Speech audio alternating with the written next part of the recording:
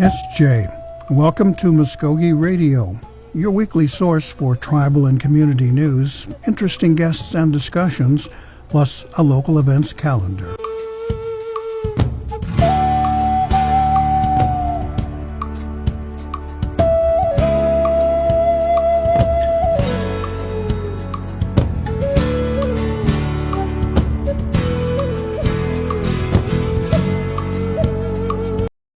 Each year, we have the return of our old veteran James Phillips, and with him is Christy Lawson, who is their environmental specialist. Welcome, folks. Thank you for making time to come into the program. Well, certainly glad to be here, Mr. Gary, and we appreciate the invite today. My name is James Williams, and I'm the environmental director for the Mvskoke Creek Nation, working on my 29th year with the tribe. So we're certainly very appreciative of what the tribe does on Earth Day, and we're just here to let you know about our recycling event on Friday, April 22nd, 2022. And it's grown so much now that we do have our shred truck coming to do a secure shred for folks and the different departments that we have. But some of the things that we're not accepting is no books this time, no 3-ring binders, large clips or magazines. And due to the capacity of the shredding truck, it'll be first come, first served. And first served, you must stay with your documents while they're being shredded.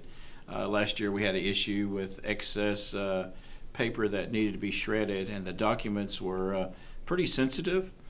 There were some taxes that we saw in the different boxes, and some other departments that had some sensitive information. And once that shed truck gets full, it was just in the shop, and we had to take it to Tulsa the next week. And we just didn't like having the liability of that identity theft that could raise its ugly head coming from our shop. So we just didn't want to do that. So if you bring your documents, you got to stay while they get shredded. We do have the free curbside electronic recycling. Starts at 9 and goes till 2. We're accepting TVs, monitors, cell phones, small appliances, and other electronics for safe and responsible recycling. Now, on the TVs, we take the big ones that are 2-man TVs, but what we don't take are the ones that are in the wood cabinet boxes. Our recycling vendor doesn't take wood, so if they're that old, and I remember some being that old, Mr. Gary, we had a big old classic cabinet. And when that went out, we just put a smaller one on top of that. But, that's for the older folks, you know. Okay, well, let me jump in here real quick. We're going to come back to this, and I want you to give us more. But first of all, let's kind of get an idea of what the whole thing's about. Now, Earth Day is coming up. It's observed nationally. Yes. Now, this is the tribe's version of this celebration, if you will. Right.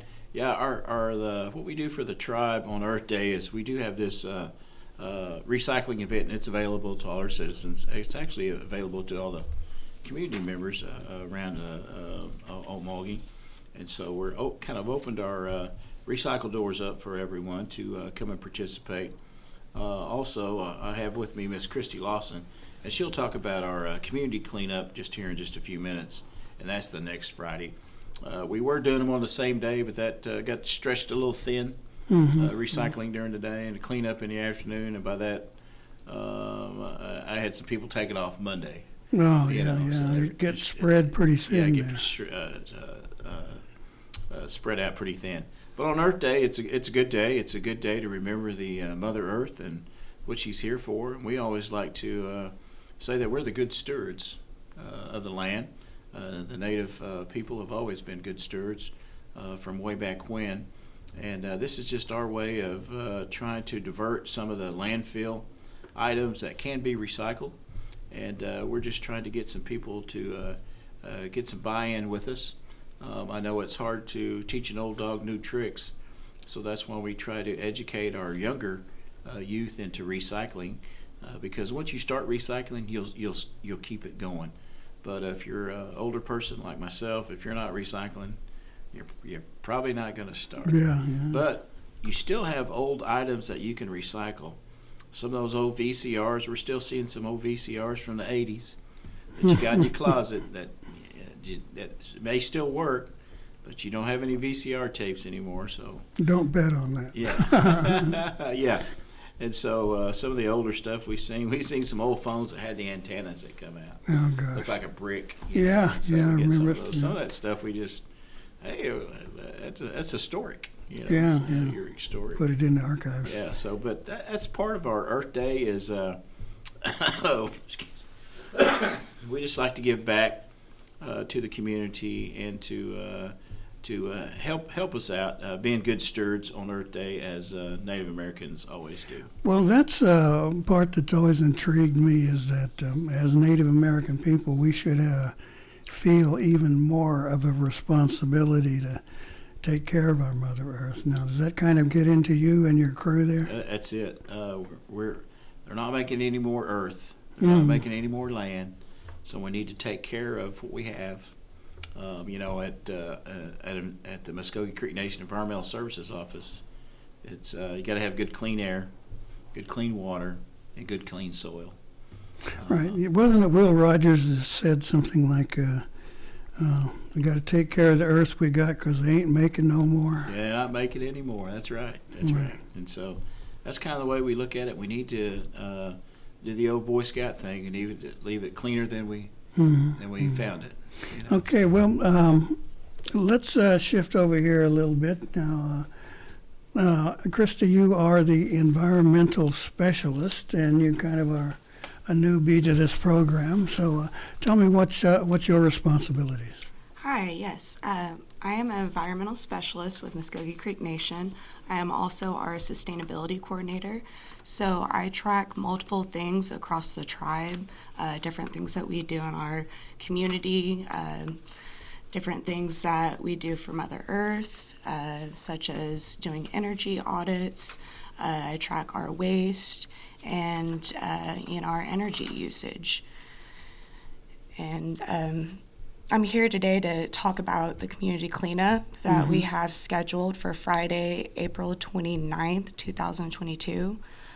We haven't been able to do this event the last 2 years because of COVID, Right. just for safety of our volunteers. But this year we are going to be doing our community cleanup. We will provide vests, gloves, all that type of stuff. Registration will be at the Tribal Executive Building Canopy on the main complex at 12:30, and the cleanup will begin at 1 and will go on until 3. Now, when we say cleanup, what are we talking about? Physically walking the campus and picking up what shouldn't be there? Yes, we usually do along Highway 75 and Loop 56, going down in front of the college. We'll just pick up bigger items. We don't necessarily pick up every little piece that we see. Once the lawnmowers hit it, it kind of shreds the trash and makes it a little harder to pick up. So we try to get out there before the lawnmowers do and get those bigger items, so we're not shredding all these little pieces and making it impossible to clean up. Now, James, I think you might remember, is it about every year you find a jitto there? Yes, we found a jitto there, yeah. Yeah, so far every year we've found one or two. Well, So hopefully they're non-poisonous. yeah, I think they were just some garter snakes. So Okay. it's been good. But yeah, usually we'll run across a snake or two. Oh, So boy. out in some ditches. Yeah. And that's something that we recommend volunteers. If you want to come out and help, we'd be more than happy to have you out. And please wear appropriate clothing, pants, some good shoes, just to be safe. We are all about the safety of our volunteers. We will have Light Horse out there directing traffic, making sure volunteers are staying safe. And then after the event, we will invite everybody that volunteered over to our recycle center for a cookout. We'll be giving out t-shirts to volunteers, and we'll also have prizes and plants to give away. Cool. That sounds like fun. Do you have any feel, either of you, about how much you collect at the end of this observance? I mean, Just in this, between the college, coming around the curve, going toward the complex to 75, we usually get almost 1,000 pounds a year. gosh. 1,000 pounds. It's How'd hard to that- believe, but That'd it's be like paper cups, tin cans. bottles, cans. We get some plastic off some cars. You name it. We'll get it. Hubcaps. I know those are kind of going away, but those are historic also. But you'd be surprised what we find out there. That's an easy way to dispose of something that you shouldn't have. Like, That's right. I was just toss it out the window. Yeah, I was telling somebody this morning that those days I thought were past. But I still see some people throwing litter in, and it just makes our that litter eventually will end up to a waterway. The past couple of years when I was back up in Alaska, we did a citywide cleanup, and all the departments joined in, and that's what you're looking for. The weirdest things they ever found, I think, was one guy found a gun. Found a gun. And one of these blow-up doll things, and we'll let your imagination work with that one. Yeah. But have you all found anything really weird? We have. I think one of the weirdest things that we found was somebody had bought a patio umbrella, and it had blown out of somebody's truck. And so we had this big, huge patio umbrella. We were like, hey, look what we found this time. We found some lawn chairs. We found ice chests. It's just an array of things that'll somebody will lose out of their pickup or car. It never ceases to amaze me. Now let's see. Let's run over the mechanics of it, the logistics. Let's get day and date and times. You'll be actually involved. On Friday, the recycling event out at our recycling center, which is right off Gun Club Road, 12675 Gun Club Road. It's going to start at 9 o'clock. The shred truck will be there at 10. It'll be there just from 10 to 1. But our recycling event goes from 9 to 2. And we'll take like paper shredding, all types of electronics, white goods, washers, dryers, refrigerators, freezers. All doors must be able to open or be removed. We're taking automobile tires, alkaline batteries, no lithium batteries. Car tires, all sizes, automobile and truck tires from like size 14 to 22. No ag tires like tractor tires or semi tires, because our vendor his machine only takes that size. No motorcycle tires, no bicycle tires, no ATV tires. We always take our cardboard's our biggest recycler. The shredded paper, plastics 1s and 2s, and aluminum cans. But this time we're not accepting any hazardous material at this time. No paint, medication, glues, fluorescent bulbs, chemicals, pesticides, cleaners. We will have a hazardous waste cleanup later in the year, but it won't be this Friday. Okay, let us know and we'll announce it for you. It sounds like quite a job, Christy. Now, and how many people are we talking about that have come up and need to be equipped and this kind of thing? Our recycle event is pretty popular. We usually have a pretty good line, so we recommend for people to show up early.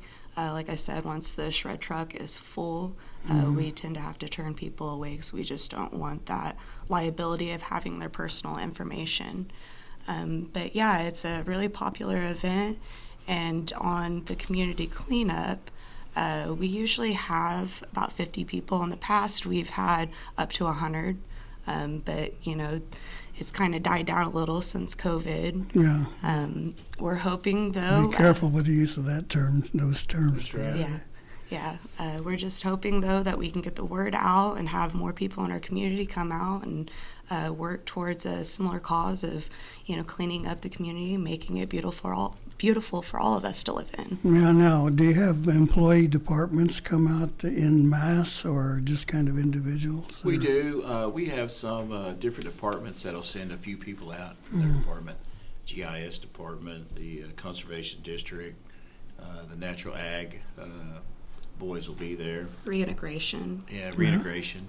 So we do get some departments that'll send out some volunteers. And did you ever get the chief? The chief will come because we meet in his in front of his office. They usually come out there for the photo op. Yeah. And then yeah, they'll, if they can make it, they'll try to get there by noon on the recycling day because we usually feed. yeah. So, you know. Hot dang hot dog. Yeah, hot dog and a hot link and a free T-shirt. So, yeah. Now, what happens to this stuff once it's been collected and you've shut down? Presume there's a destination. Right. You We know. have some certified vendors that take our items, just like the electronic.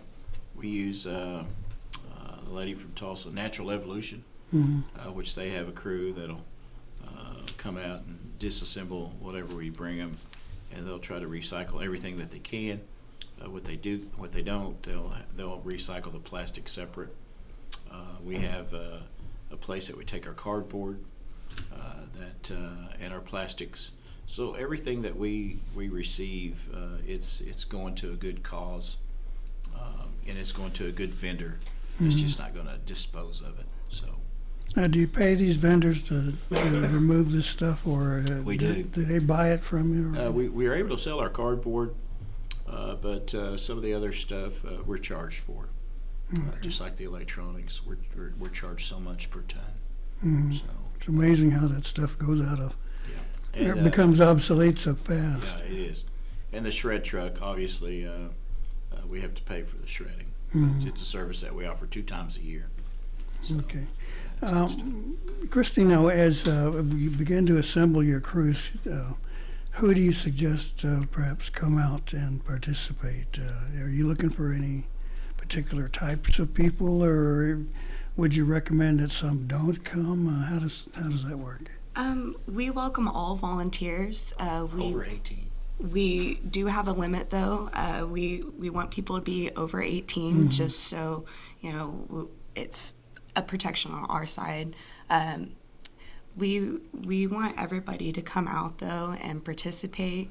The elderly, if they'd like to come out, we will find some stuff to do. If you want to help people get registered or just want to be a part of it and sit there and talk, and it be a community way to get people together and talk about the environment and talk about ways that we can be more sustainable. But we prefer, like I said, if volunteers, if they come out, please wear jeans, appropriate shoes. We will have gloves and bags and grabbers available for people. So if you have a hard time bending over, we will have some grabbers available for those. But like I said, we don't want somebody to come out there that's just not able to. But if you want to come out and just spend some time with us, we're more than happy to have you come out. Okay, we can trade some work for a hot dog. Though. There you go.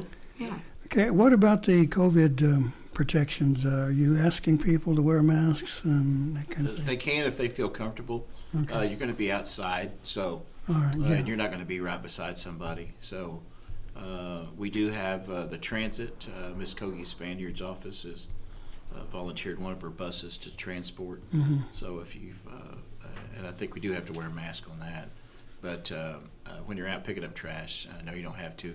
And we have plenty of hand sanitizer for everybody to grab. Good. Of course, you'll be wearing gloves, but when you take the gloves off, we always suggest that you use the hand sanitizer. Now, is this the kind of thing that happens with other tribes around the nation? Do you know, or are you aware of? Some of the other tribes do some form of Earth Day event. This is we're actually being featured in a couple of newsletters this year. People are going to come and take some pictures of us, and we're in the ITEC magazine, which is the Intertribal Environmental Council, and they're going to do a story on us this year because we've been doing it for so long. And of course, our own Mvskoke media people. Yes, our own Mvskoke media people will be in attendance also, and we like having the support. We work for the Secretary of Interior, Mr. Jesse Allen, and once we get the support of our Interior and then our administration, it seems like it flows a whole lot better. So Mr. Second Chief Dale Beaver and Chief David Hill, they usually come out and participate. Second Chief Beaver's a recycler too, and Chief Hill, so they fully support our events, and we certainly appreciate that. Anytime you get the brass out there, Yeah, It's, yeah. it's good stuff. Good stuff. And of course, take a picture to make sure they were actually there. Yeah. Get in the photo op. The recycling program for the tribe itself now, are you responsible for that? Like crews going around to different offices and picking up stuff? We are, and we would like to have a little better participation throughout the tribe, but we don't get as much as we would like to. But that's okay. We'll take whatever that they want to recycle. Sure. I think it's a deal where everybody likes the little bin right by their desk. The blue ones? Everybody wants it more convenient, and Yeah. we don't really work that way. We have to have a central location where they bring all their recycling to, and then we'll pick it up. So Okay. somebody's actually going to have to get up from their desk and walk down, They take can it have. somewhere, and a lot of people don't like to do that. They want it to be just as convenient for them, and for some it's a little inconvenient. Yeah, yeah. Well, But I try and do that, and yeah. I keep a little bin next to me, and I've noticed lately that perhaps your program has been in and out. So And we do have our alley cats, which are collection bins outside our recycle 24/7. So if somebody has some cardboard and they want to take out there, some shredded paper or bottles or cans, they're always more than welcome to drop them off. because they're there for the convenience of our tribal members and other community, they are not there for garbage, right? They're not, and that's a big thing that we run into. Our contamination rate was pretty high at one point. I think we've knocked it way down low just by education. And sometimes we have to pull a bin or two if we keep getting contaminated recycled items in there.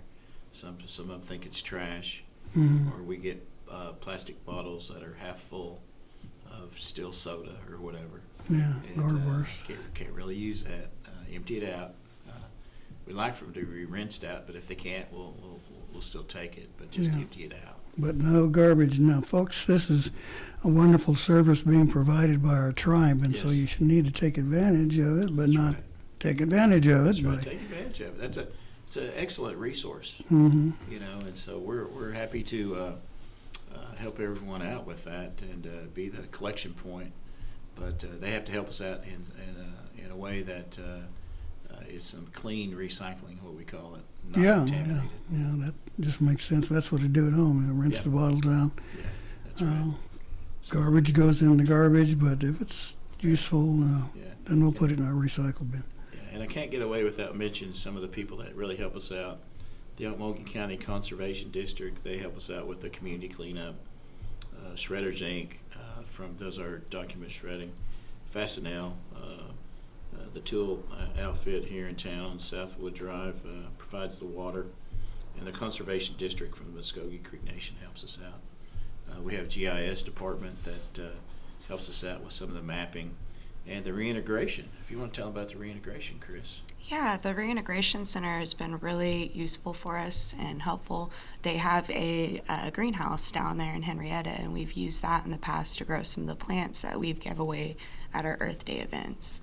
And Dean Williams, he's wonderful. He does all kinds of stuff down there, tomatoes, cucumbers, squash, all those sorts of things, which we will be giving away some plants at our Friday, April 29th event. So if you guys like to garden, come out and see us and donate some of your time, volunteer, come out and help us clean up, get a free shirt, some plants to take home. Mm-hmm. There you go. Hey, Yeah. I don't know if you've seen the boxes behind the elderly Eaton Center. But those are Okay. some raised flower gardens. That, the Conservation District supplied the money, and our guys built them. So now those- is any of that stuff that's collected being used for compost or anything like that? They actually did build a keyhole garden last year, which has a wire tube in the middle that you can put the compost in. So that food will break down over time. And a keyhole garden, it has, that spot in the middle, and then around it is vegetable plants or wild flowers. so that food breaks down, that nutrients goes back into that soil. So yes, they are doing a little bit of composting over there. But you're not actively seeking anything No, garbage to not collect? currently. We're not actively seeking it, but it is something that we are looking into for the future. It's on our radar. Okay. It's on our radar. For people who are curious now, what else in terms of environment does your office handle? Oh, we do a lot of water sampling. We have a water division. We do a lot of water sampling out in the creeks and the rivers and different things. And we have air division now, which Chris is a part of, and we're actually going to host a air quality forum at the lovely River Spirit Casino and Resort first week in May. Mm. And so we're going to have this is one of the first conferences that we're going to host in a long time, actual in person. People coming from across the nation, all the tribes, and it starts May 2nd at the River Spirit Casino. You get to show off a little bit Yeah, there. it's good. And we do several things with the soil sampling, water sampling, air sampling, mold sampling. Of course, we get the other stuff too, asbestos, meth, lead-based paint, so Yeah. we take the good with the bad. So, Right. but, Okay, in the last couple of minutes here, we've got, let's run over the logistics for the event. Now, this is the April 22nd and the 29th. Now, what's the difference between the two? Well, it was just two events that we like to do. Like I say, we started doing them on the same day, and it was just too much for us. Mm-hmm. We were hammering it down in the morning and then trying to get something to eat and then go pick up trash. And we just kind of had to separate them. Yeah. But I remember one week we tried to do an event a day, and that was just too much on the volunteers, too. Yeah, and burn out your crew, Yeah, too. and so if we could get, we've got a set of volunteers for Friday, and then the next Friday we'll have to have another set of volunteers. So it kind Okay. of helps out if we spread it out. But the recycling day is Friday, April 22nd, 2022, and then the community cleanup is Friday, April 29th, 2022. And so we're wanting everybody to come out. The recycling event is at the Recycling Center, 12675 Gun Club Road. And it's the big building with the slanted roof. For more information, you can contact our office at 918-549-2580. And the community cleanup event will be Friday, April the 29th, starting around 12:30. 1 o'clock's the registration. And then we'll pick up trash for a couple hours along the loop from the college back toward the campus. And then afterwards, we always have something to eat, fellowship a little bit. Okay. And Christy, who do you want to come out to help with the project? Everybody that is willing to come out and help, we welcome them. And like I said, if you're an elderly person, if you want to just come out and be a part of the group and talk and have that time with your community, we welcome that as well. Okay. We want to thank you all for coming out. James, the old veteran here, and then Christy Larson, the environmental specialist. We appreciate you making time to share this information. And we'll be looking at probably coverage from Mvskoke Media. Sure. Okay. Certainly appreciate it. Certainly appreciate you having us, Mr. Fox. Okay, well, you all have a good one. Thanks. We're going to take a short pause here, and then we'll be back with the second portion of our program and more of Mvskoke Radio here on The Brew.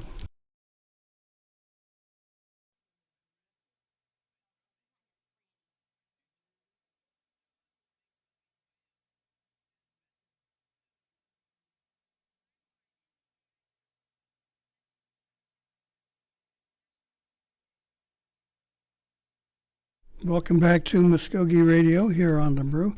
We are into our second segment here, and we continue our observance of the Sexual Assault Awareness Month going on nationally.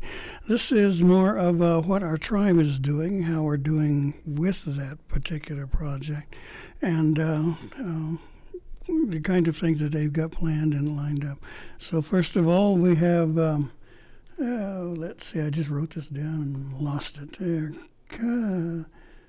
Where are we? Brandy. So my name is Brandy Tregesser. I'm a sexual assault nurse examiner for the Muskogee Creek Nation Department of Health. And like he said, this is Sexual Assault Awareness Month. We have several activities planned.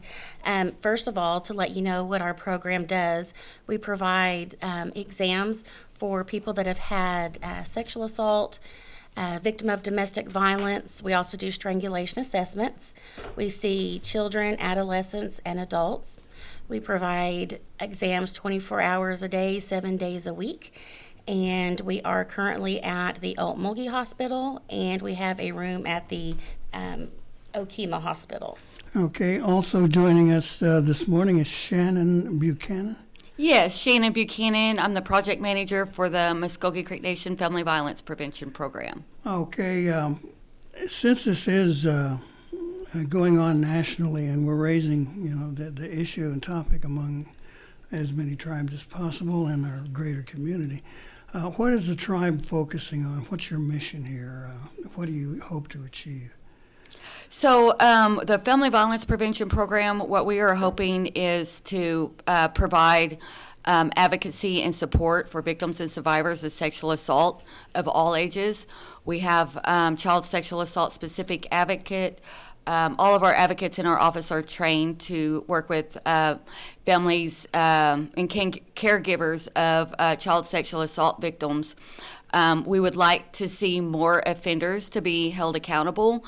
I think one of the biggest goals in coordinating these efforts with our SANE program is to include advocacy services, and through advocacy services we can link survivors and families up with more resources that maybe they didn't know were available. These are free resources, no cost to the families or the survivors, just to make sure that after they receive their exam, they're getting medically cleared, making sure that they're okay there, that they receive those short-term and long-term follow-up services with our program.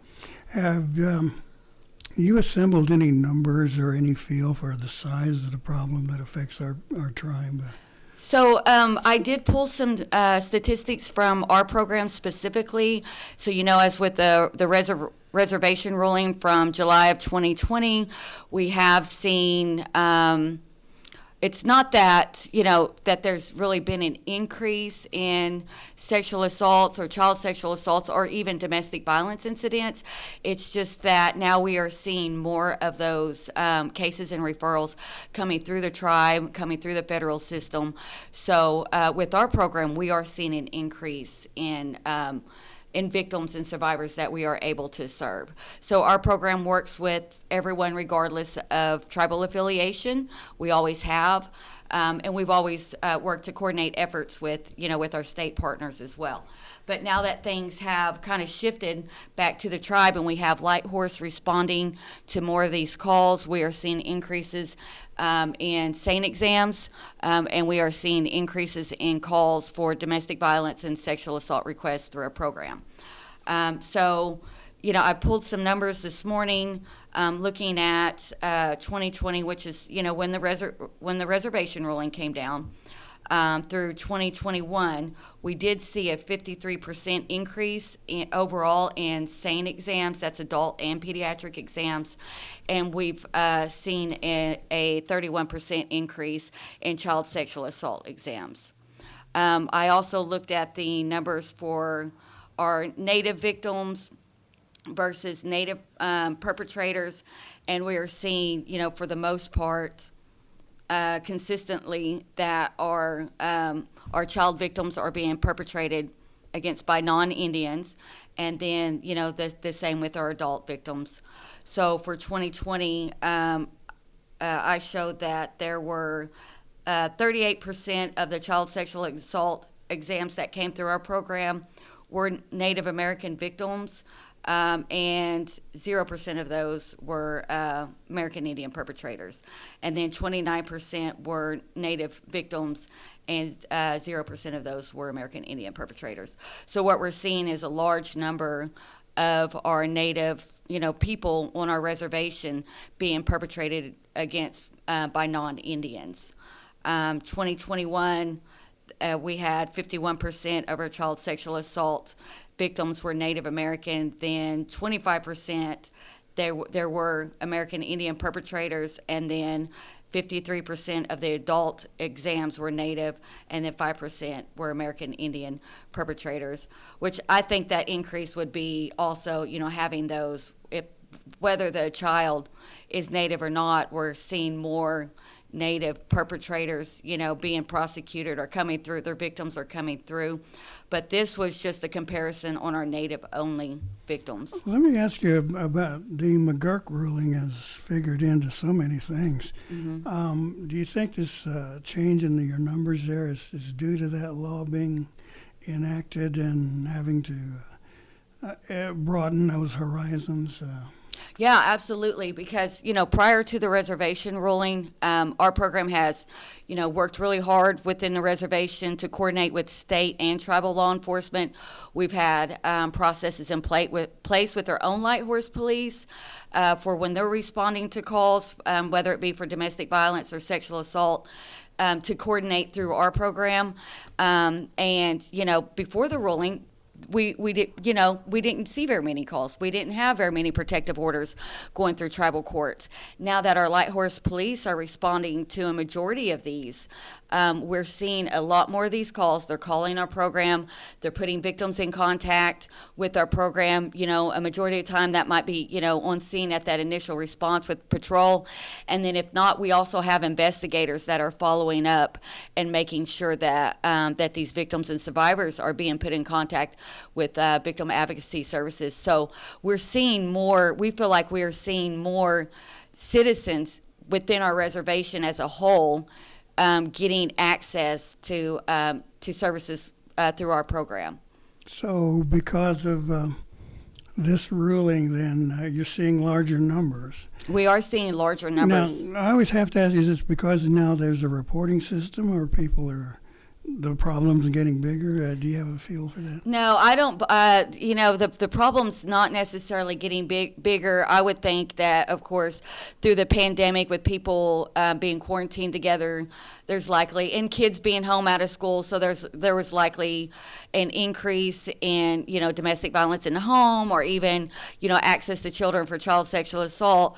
But I believe the increase is now that our light horse police officers, our prosecutors are responding to these cases, and they are putting these victims, making sure that they have the opportunity to access our services. Well, with that law being changed and in place, and do you think the feedback from Light Horse has been useful there? Have you heard from them whether or not this change makes it easier for them to pick up a case and follow through, or they have to another hoop or two there? Well, I mean, I'm sure there's, they experience a lot of challenge, due to capacity building, because, Oklahoma had over 100 years to build their courts and criminal justice system. We've been expected to do that overnight. So, our law enforcement were responding to, the small amount of the checkerboard, Indian country territory that they were, that they've been responding to. And then overnight, we have, I believe there's like 1.8 million citizens overall on the Mvskoke Creek Nation Reservation. So they're responding to a lot of calls. So I think capacity building is pretty big. Getting our codes and everything updated. They're hiring in new officers. We have to get them trained. That takes some time. Light Horse is really good about bringing the Family Violence Prevention Program and the same program in through their training, their new cadet training academy, to make sure that they're trained in these processes of how to access SANE services, how to access domestic violence nurse exams, and to be putting these victims and survivors in contact with advocacy services. Okay, Brandy, now you're kind of more of the boots on the ground kind of person and dealing with these, shall we say, clients, victims. We'll leave it at that. But what is it typically that you get called out on? What do you see for the majority? Usually, when we receive a call, there has been a child that has been sexually assaulted, an adolescent, an adult. We get calls all hours of the night. We do get domestic violence calls as well. We usually are able to schedule those during the day, but we just a lot of times, like she said, that they've got the numbers. Sometimes, we respond to native, non-native. Sometimes the perps are native, non-native, but we have definitely had a lot of good light source response when it comes to helping our victims. We've done a lot of outreach with law enforcement agencies, the same program, and Family Violence has as well. About responding to and how to treat our victims and what to look for and to how to get a hold of us, because like she said, we were kind of expected to deal with this overnight, and manpower, we're doing the best we can, but definitely feel like we've done a good job covering what we need to. And programming on television, you see a lot of domestic violence, whether or not they spell it out or anything, and shows like Cops. And usually domestic partner is intoxicated or just just mean. Do you see a lot of that? Is that the majority of what you have to deal with? We do have a lot of domestic violence exams. We specifically do intimate partner exams, which would be, relations, whether they're married, have a child together, live together, have previously lived together, boyfriend, girlfriend. We see a lot of that. We also do strangulation assessments that we can do on other domestic violence calls, like, mother, daughter, son, father, brother, sister in the home. But mainly it is the intimate partner violence that we see. And it's a very hard situation to see, but it's also a very hard situation to be in and to understand why someone can't leave or why someone goes back. That's a lot of, there's a lot there that, you don't see. The majority of things we see are, when we've talked with people, is about, why do you stay? It's because of a living situation that would vanish if they didn't. Like this guy pays the rent, he whatever provides the food and things, and I have to stay with him or else I won't have that. People saying, well, I just love him so much that everything else is acceptable. Is that still kind of an active dialogue that you hear? It definitely is. And what you have to realize is, when it comes to love, that's something you can't flip on and off like a switch. It may not be healthy relationships, and we talk to them a lot about healthy relationships, but there are a lot of reasons why people don't leave and why people come back, and a lot of it is they've been isolated. They don't necessarily have a phone or a car or an income. If you've ever tried to get help, if you don't have an address, you can't get help. If you don't have a car, you can't get to work. So there's a lot of them have been isolated from their families. A lot of them don't have access to a bank account. So there's a lot of things that happen that, especially when you have children, it's not just drop everything and leave. So there's a lot they have to come up with. So Family Violence does a really good job with safety planning. They have resources to help people get out of their situations and to thrive after they're out of those situations. Now, we've heard this presentations and discussion on the isolation aspect. I understand in too many cases that's part of a deliberate plan by the abuser, saying, okay, you're not going anywhere, you're staying right here, you do what I say, when I say, and how much. That's the way they would keep someone trapped, I guess. You see a lot of that? Yes, it's all power and control. Okay. That's exactly what it is. Every aspect that they have to deal with, it's all about their abuser showing them that they have all the power and all the control in the relationship, so that it makes it very hard for them to leave. They take away those resources so that they have to be dependent on them. And a lot of times there's a lot of abuse that is not physical abuse. There's a lot of emotional abuse and verbal abuse that you don't see on the outside. And as an outsider, a family member, a friend, you may not understand why this person is acting the way they are. And a lot of times they're practically brainwashed. I mean, they really are. They're very scared and they don't know what to do. Is there going to the next step? Is there something that you offer folks to help them deal with that kind of situation? I mean, safe house or counseling or whatever else? Yeah, so absolutely. So right now, our tribe does not have our own shelter, but that is actually in the works, and we are getting very close to, to that goal. So policies have been created, a site has been located, so they're doing all of the paperwork and things like that to get that put in place. So right now we are relying on, like within the reservation, state shelters. There's other tribal programs outside of the reservation. So we will utilize whatever resources available for a victim needing a place to go. Our program, we do have an on-staff therapist that only works with our clients. And focuses mainly on, high lethality situations that she does an amazing job at consistently safety and planning with these victims, and helping work with them through their trauma. She uses a technique called EMDR. It's like eye sensory memory. I'm gonna chop it up, but she's trained in EMDR. She works really well with our clients. If we're unable to meet that need, then we do make those outside referrals to other programs. If they're a native, of course, our first referral is typically the behavioral health services. We have a great relationship with them over there to work with our clients.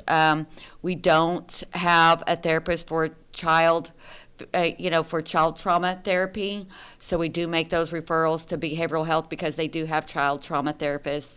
And then if they're non-native, then an outside resource that in that area that would be a good fit. So our program, we have tons of resources outside of that. We provide our advocates, we'll provide that court advocacy. We can assist in filing emergency protective orders. We have limited financial assistance available to help survivors get on their feet, and just kind of move away from that situation and tear down those barriers that keep a lot of survivors, in fear. And a lot of it is fear, of trying to leave or trying to do this or trying to do that and not having things. And so we work with them to try to, help them work through their stability issues, provide that financial assistance if they meet that criteria, and and provide that long-term support. As long as they're maintaining contact with our program, we will work with them as long as they need us to. Will it be kind of digress in our discussion here a little? Forms of abuse. I presume that you all have seen a lot, but I saw some news coverage and a couple of things in the legislature where the word strangulation was being either added or strengthened. Now, what can you tell me about that? So I'll let Brandy, because she's she provides those. So strangulation, of course, is anytime there's any pressure put on somebody's neck that occludes blood flow to their brain, whether it's hands, a forearm, an object like a bar, a belt, a rope, anything like that. And I know in my personal practice, we are asking the questions about strangulation, and we've had a lot of advanced training when it comes to strangulation that you don't get in nursing school, that doctors don't get in medical school, because there's a lot that can happen neurologically and physically that you can't see. Most of the time there's no external marks. So when somebody's on scene and sees that someone says they've been strangled and there's no red marks or anything like that, a lot of times it can be disregarded. But we definitely are seeing an increase of strangulation. And I'm not really sure if we're just asking the right questions now, or if it's just something that people are starting to do more often. But I do know that, again, it's that power and control, because anytime somebody has their hands around your neck, they literally have your life in their hands. Okay, they can literally within less than a minute kill you. And they typically don't do it one and done. It's not ever the last time until it's the actual last time, which is sad. So we do a lot of strangulation assessment. We order a CT of their neck with dye to make sure that all those veins, everything that you can't see on a regular X-ray. X-ray we see bones, but on a CT we can see tissue, we can see cartilage, we can see veins. Make sure that those aren't damaged, because you can have something happen days, weeks, months, years down the road. You can have a stroke 4 years later when you've had damage to this carotid artery in your neck, and you didn't have it looked at. So we give a lot of education to law enforcement. We go out and we teach. We go to the ERs. We talk to the doctors.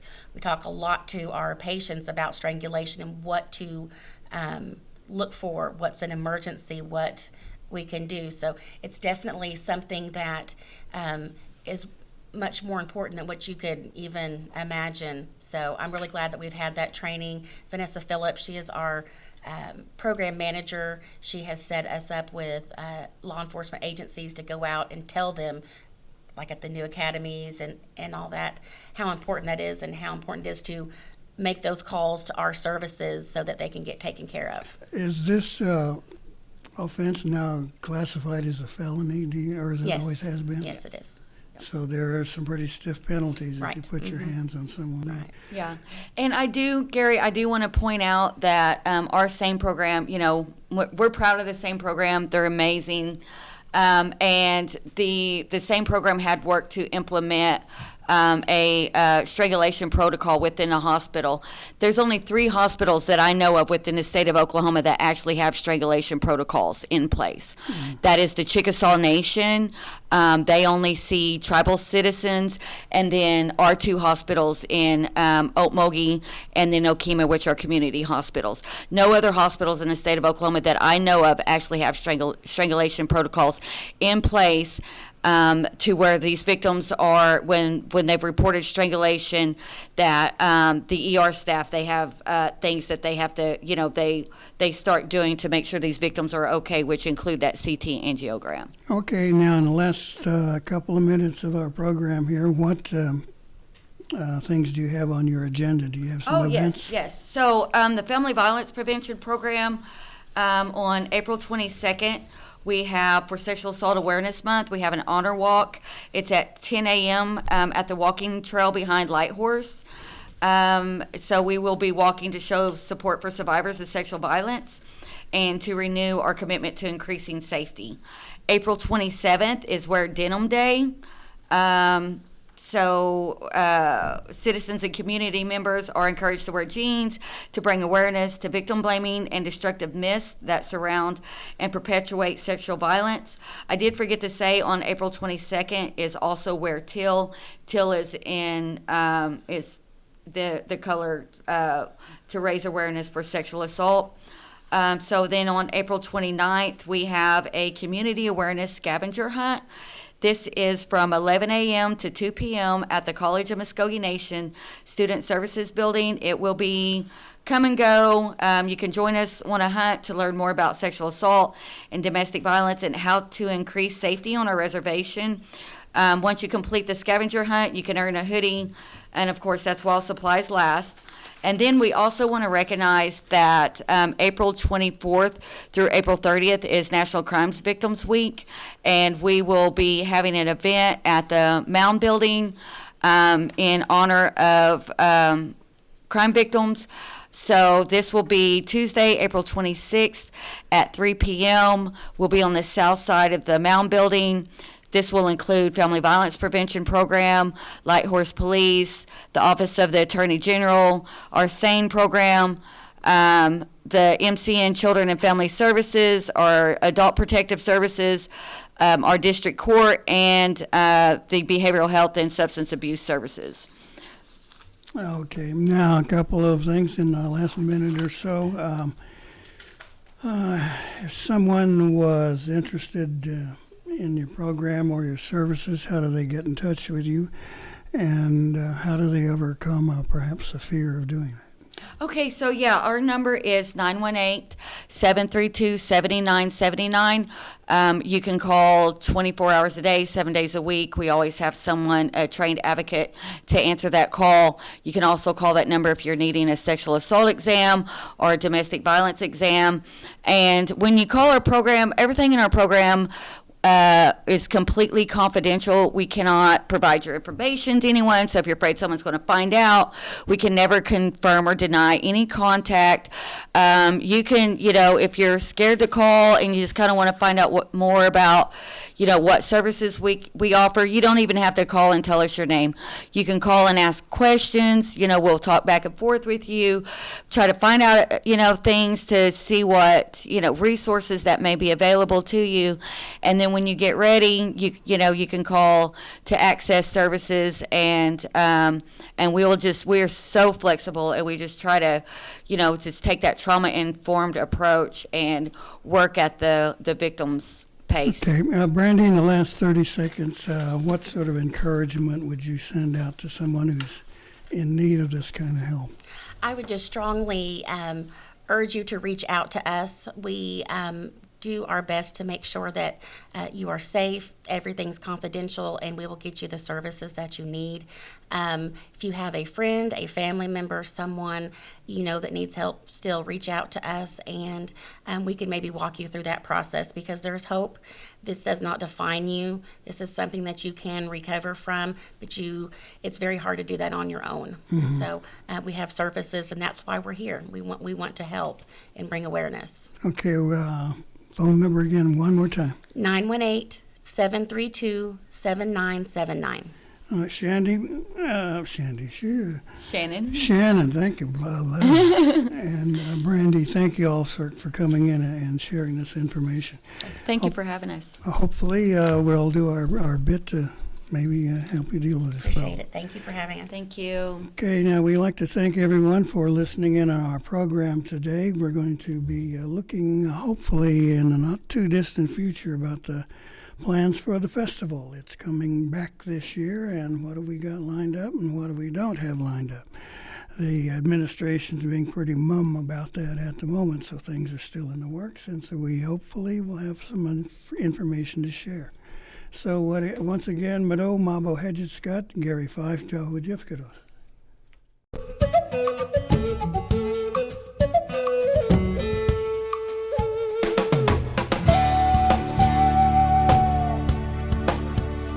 You've been listening to Mvskoke Radio. Join us again next week for more local, tribal, and community news and updates. Mado.